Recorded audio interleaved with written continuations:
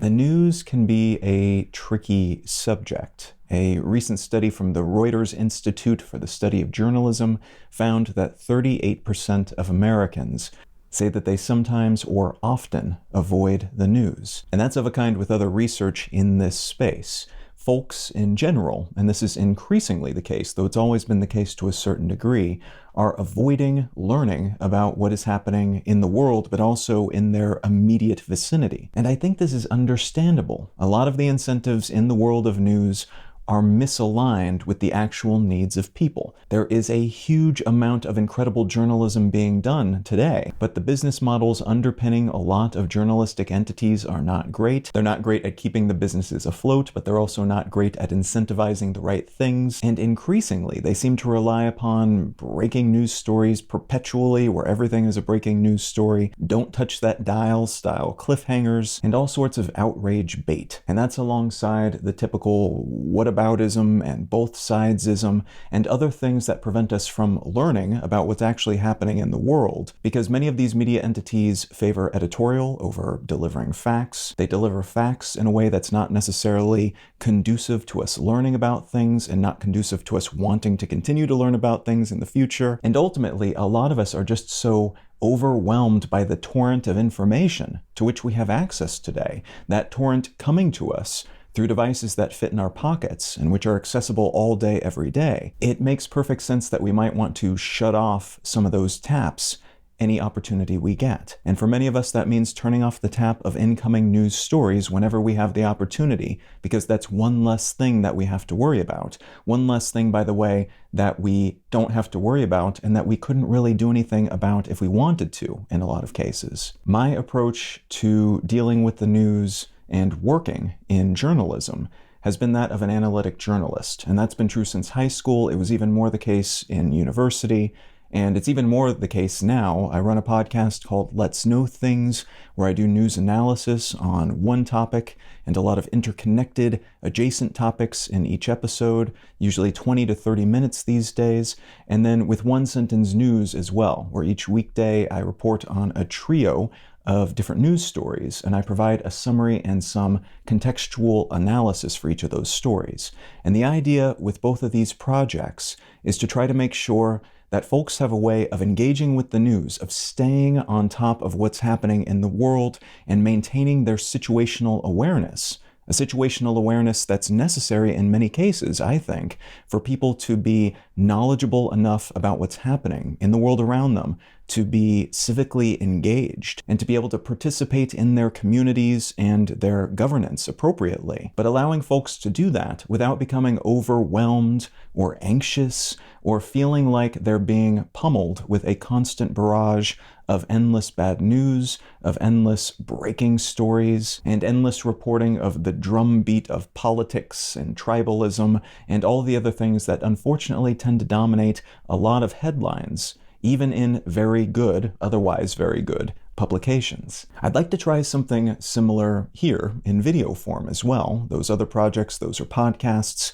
and a lot of the work that I do in this regard is in writing. So I'd like to see what I can do in this space using the medium of video, posting on YouTube, and seeing if there might be some value that I can provide, sharing information about the world, trying not to waste anybody's time, but also not flattening anything to the point where it loses the context and other relevant information that makes it apparent why these news stories matter to us and why we should care in the first place. So please do let me know if something like this makes sense to you, if it's relevant to you, if you think it might be useful, and whether or not the format that I try today actually accomplishes those goals. If you think there's something better I could be doing, if there's something else you'd like to see, let me know. I'm going to be tweaking and refining this formula for the foreseeable future to see if I can land on something that actually makes sense for you and something that makes sense for me as well. In the meantime, though, again, I'm Colin Wright. Let's talk about the news. There was a piece in Ars Technica recently entitled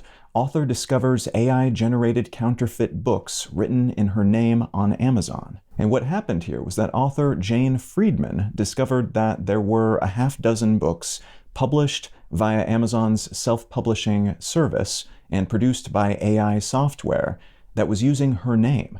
And she reported this to Amazon, which initially declined to remove the books from their marketplace, so they just kept selling them, and they closed her customer service case when they learned that she didn't have a trademark filed for her name.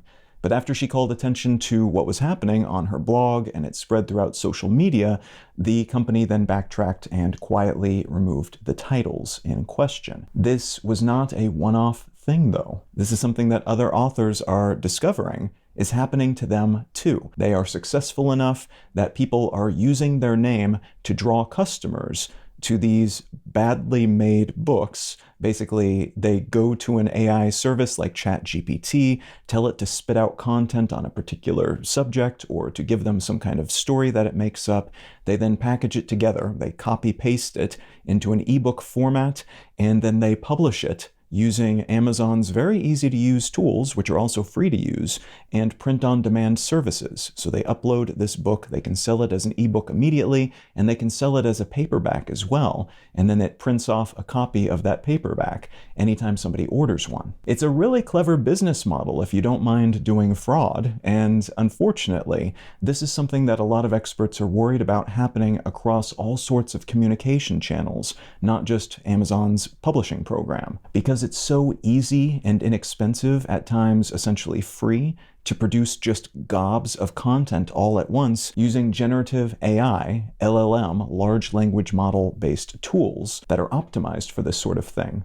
It's so easy to create this stuff and essentially free and takes no time to create this stuff that it makes sense that folks who are willing to do this sort of thing will, if they are able, continue to produce these sorts of books, continue to churn out tweets and videos and AI-generated music and anything else that they can make in this way at this speed, at this cost.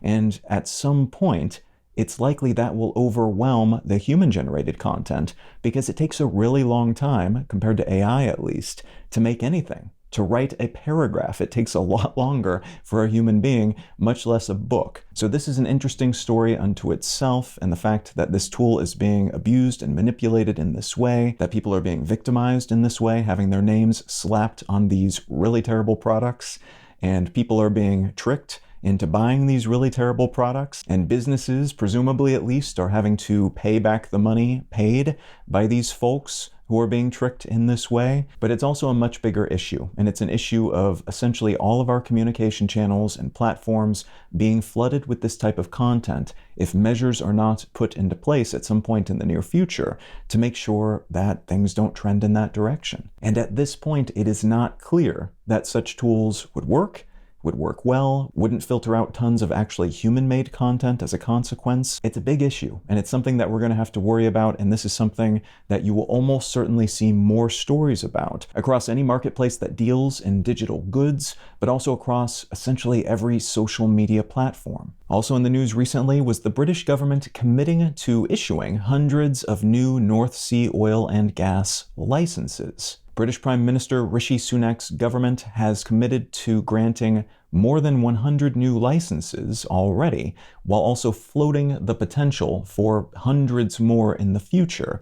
The ambition being to shore up the country's energy security. Now, energy security is a very popular talking point with politicians of late, in part because Russia invading Ukraine in February of last year totally upended the energy market. And so a lot of our prior norms have been severely disrupted, and those disruptions have incredibly seriously changed the global energy market. When we're talking about gas, we're talking about oil, we're talking about coal. It's also disrupted local markets by incentivizing the production of a whole lot more renewables. And so renewables like wind and solar and geothermal to a certain degree are being integrated into more grids a lot faster than was originally planned, in some cases decades ahead of schedule.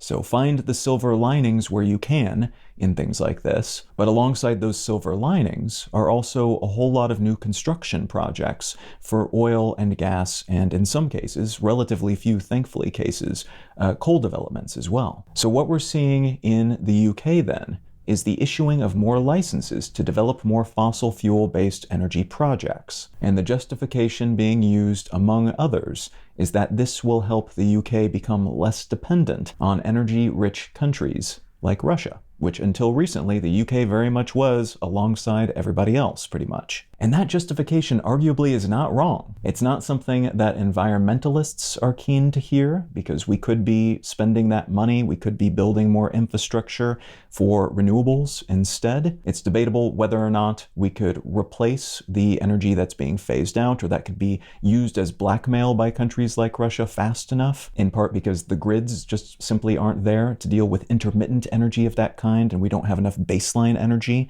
stuff that produces consistently in a lot of countries, to fill in the gaps, which would lead to more blackouts, which is not a very popular thing and always makes politicians look bad, so they don't like that. And you can also argue that it makes perfect sense to build more of this type of infrastructure, because although renewables are being built and introduced and incorporated into energy grids at a fairly rapid rate. Not fast enough by most experts' estimations, but more rapid than a lot of people had worried across most of the planet right now. It's still going to be a long while before fossil fuels are completely replaced, if indeed they are ever completely replaced. And so a lot of very serious people, including a lot of very serious people who want to see renewables replace everything else, are saying, yeah, we're probably going to need to continue to invest in some of this stuff into the future, at least through the middle of the century, if not longer. We'll do what we can to ameliorate the damage caused by these things, by this infrastructure. We will do carbon capture and storage atop the smokestacks that otherwise release all these emissions and pollution, and we'll use more natural gas rather than things like coal, which still emits CO2 into the atmosphere and has a big problem with methane leaks, but tends to be, on average, at least when those leaks are plugged, a whole lot better than the other fossil fuel alternatives. But the big question here is what kind of math these energy companies are doing, because most of these new types of projects, the infrastructure they're building, typically would have to pay out over a decades-long timeline. And if the ambition is to replace most or all of this type of infrastructure over a shorter timeline than that, that means that these companies are either going to take a serious monetary hit, left with these stranded assets that they can't do anything with, and that might actually cost them money because they'll have to cap the wells, they'll have to make sure that these wells don't start to leak, or, and this is probably the more likely scenario, because these sorts of businesses don't like to leave money on the table, they are planning to keep these things running longer than everybody is publicly saying. And what that means is that they're not just building this infrastructure to shore up today's energy security needs. They are planning for future energy security needs as well, but part of that security is their bottom line. And that would probably be, the way these things work out, at the expense of renewable infrastructure that could be built instead, and that, if we want to meet the targets that we've set, would need to be built instead. And then one more macro scale story that is informing a whole lot of smaller, more specific stories over the past week or so. Chinese economists are reportedly being told by the Chinese government, sometimes directly, sometimes indirectly, via their employers or even via news entities that are interviewing them, they're being told to avoid saying anything negative about the state of the Chinese economy. And in some cases, they're even being told to be more upbeat and to put a positive spin on things, lest they accidentally make people feel negatively about the way things are going in the country. This story was broken by the Financial Times last week, and it arrived around the same time as several other major China-related headlines, including that China's economy is failing to see the boost that was anticipated as they dropped their fairly draconian COVID-19 lockdowns. It was expected that they would see a bit of a dip, and then everything would just go sky high, and the Chinese economy, as has been the case for the past couple of decades, would inflate the rest of the global economy as well. It would pull everybody else with them, because they tend to, and have been for a while, the manufacturing center of the world. That has not happened, and they are still growing, and it's more than a lot of other economies are growing, but it's very slow for China. And a whole lot of that can be tied back to issues that they're seeing in their internal economy, especially a debt crisis within their real estate sector, which has been the source of a whole lot of their economic growth over the past decade or so. But they're also starting to see more issues with exports. And some of those issues can be tied to additional sanctions and bans and other hoops to jump through that are being put into place by the American economy, some of which were put into place by former President Trump's administration, some of which have been put into place by current President Biden's administration. And these sanctions and such, most of them at least, have been security related. The idea is to try to prevent China from stealing a march on the United States when it comes to next step technologies. So like autonomous weaponry, artificial intelligence systems, quantum computers, things that are anticipated